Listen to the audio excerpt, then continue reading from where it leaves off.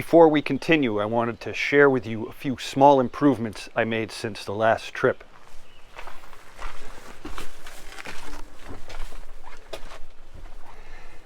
Like a command hook for drying the dish towel. I always had trouble finding a place to put it, and I would hang it in the bathroom where it never dried because there's no air circulation in there, unless you're running the fan, which you can't do while you're driving.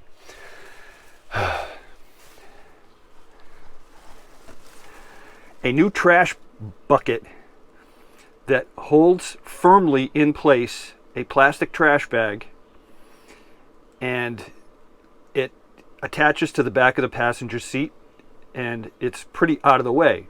The old solution was a Walmart plastic bag hanging on that hook. Not very attractive, I think you'll agree. In a similar vein,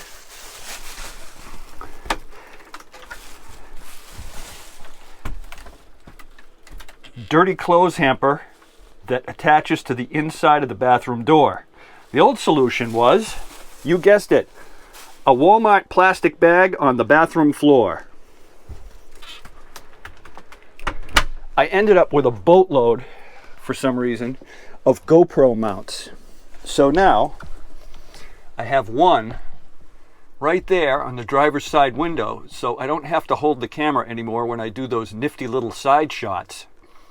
And in a similar vein, one on the dashboard, looking out the front. I sure hope I don't overuse these too much. Travelogues with Bob and Dogs. Travelogues with Bob and Dogs. Travelogues with Bob and Dogs. Travelogues with Bob and Dogs.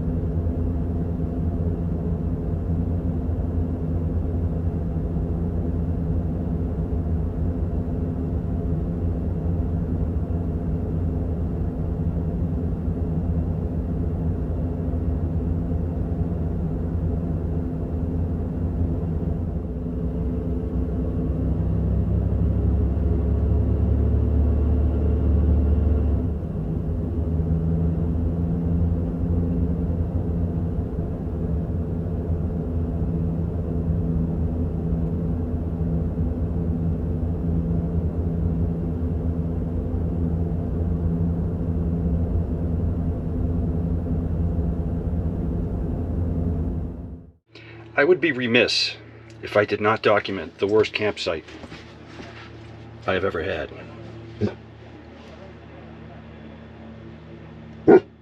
All morning, there have been these guys out there. There's some sort of water valve outside the door. They open it, they disappear for a half hour, they come back, they close it, they disappear for a half hour.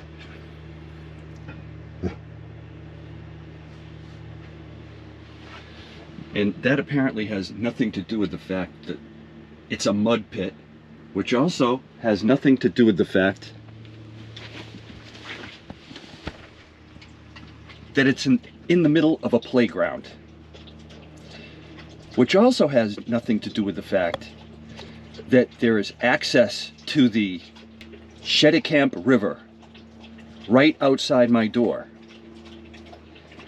And there's no controlled access to the national park campgrounds like there is at the provincial ones, where you have to check in, go through a gate, all that jazz. No, here you go into the visitor center and say, print me out my reservation ticket, and then you just drive around the back of the visitor center, and that's the campground. And of course they're mowing the playground now. So I highly recommend the provincial parks, but the national park campgrounds, But to make up for it, they're expensive. An $11.50 booking fee. Every place else it's $4 to $6. Anyway. What I didn't make clear in my rant about the campsite, I mentioned no controlled access to this campground. So anybody can just come and go without being molested by anyone. And access to the Cheticamp River was in my campsite. So what kept happening is locals would just drive up to my campsite, park nose to nose with me, pull out a fly rod, go down to the river, fish for an hour, and then go back and drive away. This happened not once, not twice, but 3 times. 3 different people. Let's go back to the film.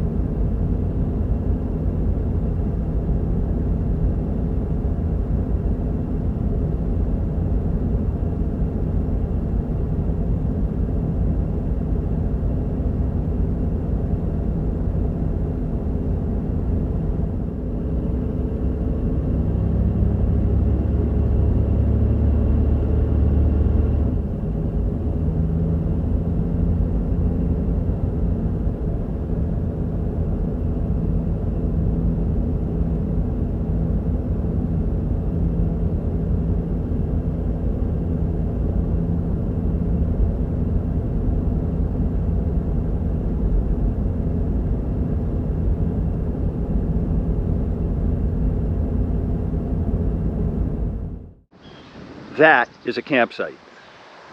That's my office today. I'd work outside, but it's kind of breezy and it's only about 60 degrees. Plus the computer screen is hard to see in the sun. While you're here, say hello to my neighbors.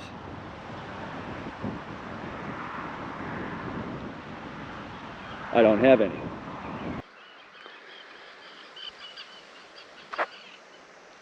This is the view from my campsite.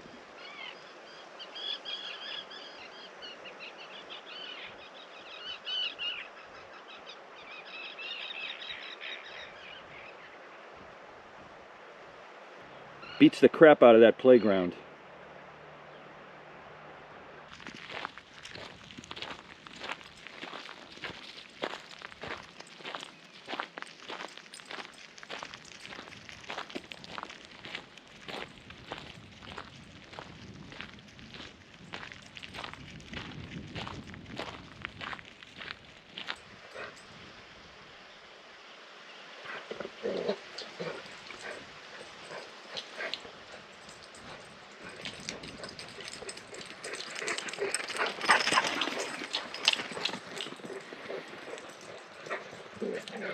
campground is deserted. And they've been cooped up in the van for 3 or 4 days.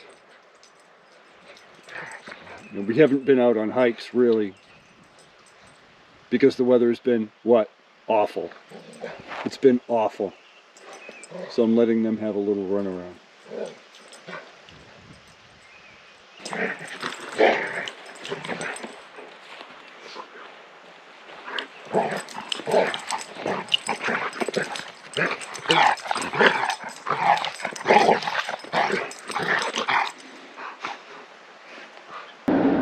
We are on our way to the Bay of Fundy.